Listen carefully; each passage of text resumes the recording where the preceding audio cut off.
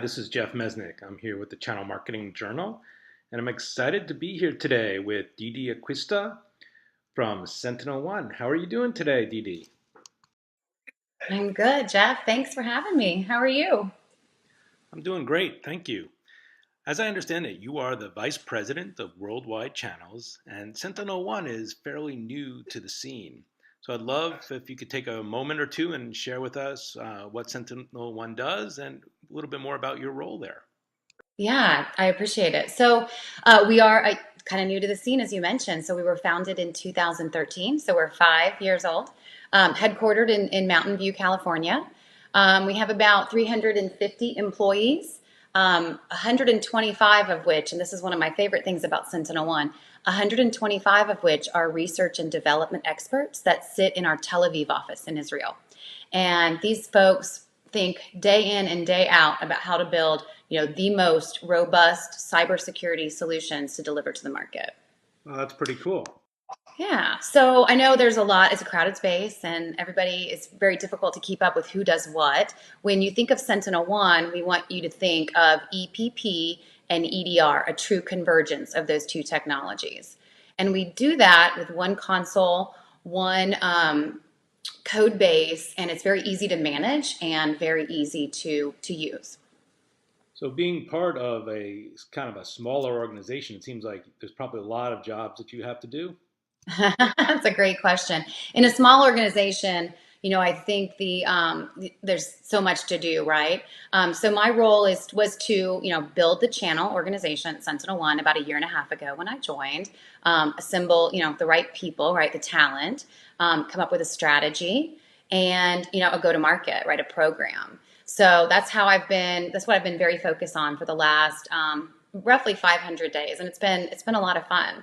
I've been in this business for 15 years, and in the security space, that is. And I really like our approach to the market, and I'm really excited about the momentum we've seen. So over the past year, we've received, or enjoyed, I should say, we've enjoyed triple digit growth. And we've had some real blockbuster wins. We took down three of the Fortune 10 within the last 4 months. And I'm sure I don't have to tell you, those guys put you through a pretty rigorous process from a POC perspective when they're choosing, a cybersecurity solution to install on all of their endpoints. So that's a true testament to our technology, to the team that we've assembled here, and it's been really fun to be a part of.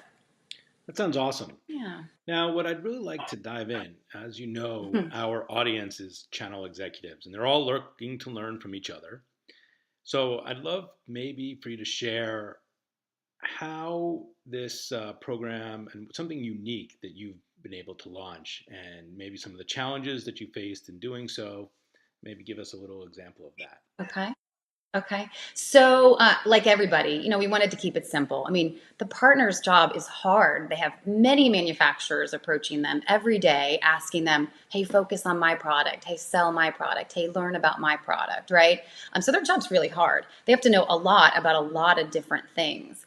So simplicity is really important, and then consistency in our program. So we, as an example, have a margin is king promotion. So anytime a partner brings us a new business opportunity, we guarantee them 20 points of upfront margin. It's the same every single time, and we do not, get away from that at all. I mean, that's just standard practice. So I think the consistency and the rich margin is one thing that makes us different. The other thing that is, I believe, very unique, because I've worked at other companies before, certainly, and I've seen them do this, is when you get healthy margins in year one with us, you get those again come renewal time. Many manufacturers ratchet down the partner's margin at renewal time. So if you made 20 points of margin in year one, when they renew again in, say, year two or year three, you make 20 points of margin again. So there's some very healthy margins to be made when you help us sort of hunt and fish for us and help us find and close new business. That's great. So, in essence, you're helping to motivate the partners to stay engaged with you longer term. I've heard a lot of different companies are talking about the challenges of keeping the partners motivated year in and year out. And oftentimes they'll say that the most money you can make is on the renewals. So you're actually showing that in effect that partners are able to build up an annuity and working with you. That's pretty great. Yeah, and it's something, as I mentioned, many manufacturers don't offer. I mean, I've worked at companies where, come renewal time, your margin goes down to, 5, 7 points. And, it's not as enticing to a partner to a partner account manager to worry about helping you keep that customer, right? And keep them happy. And that's very important, particularly, we're 5 years old. People are renewing now. Sometimes, a 3-year deal is now coming up for renewal, or a 1-year deal is coming up for renewal. I mean, renewals are a very important part of our business to move forward. So we're going to need to focus on that, and we're going to need our partners to focus on that with us. Seems like you're really trying to put, I guess, the partner first in this program. Yeah, I think, and I've enjoyed a lot of it. I think we've been trying to really think differently, and put ourselves in the position of the partner. So I've been doing this for a while, and I know that yes, they are sort of coin operated, right? We like to make money. That's why we're all here. We're certainly not doing it for the goodness out of the goodness of our heart and just for our health, right? But we have also remembered that the systems engineers are a very important part of the sales process. And so many times the customer will stop and look at the SE and say, okay, like, what do I buy? So we have, not only do we incent the partner account managers, we also have programs that incent the systems engineers to get a little more trained on our solution, to train potential customers, and then to help us identify opportunities. So I like that aspect of the job, because I'm really putting myself in, like, okay, if I was to be a partner account manager or a partner SE, how would I want SentinelOne's program to look? And so we kind of backed into it from the partner's perspective, and that's been fun. I also think the hiring. I mean, I really like to build teams. I've been doing this for a while and have built some really strong teams in the past, and SentinelOne is no different. True. In fact, we're a small organization, and Nick Warner, my head of sales, and I have a very similar strategy, which is everybody who has a SentinelOne business card is responsible for building the relationships with the partners. So the salespeople, the SEs, the sales managers, not just my channel account managers, right? So we all kind of rally around that, and we see a major increase in deal registration. So, partner found deals that are brought to us right after we've spent, a day or two in somebody's office. It's absolutely every single time. I'm like, I know where my cams have been, or where my salespeople have been, based on the deal registrations that I see coming in from the partner community. So I always like to end the interview with my last question, which is, what would you consider a pet peeve?